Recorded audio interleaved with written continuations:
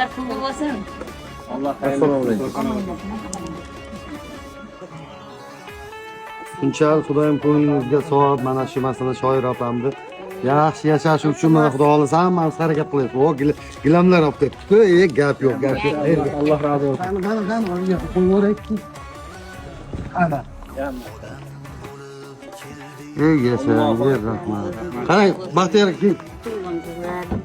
Uyga kirib olsizlar, issiq dilimda. Ana uni qancha qoluvdi? Shartda berib yuboraylik issiqda. Teng mana. 900 mana betonlik qoluvdi-ku, bu 500 da. Allohu akbar.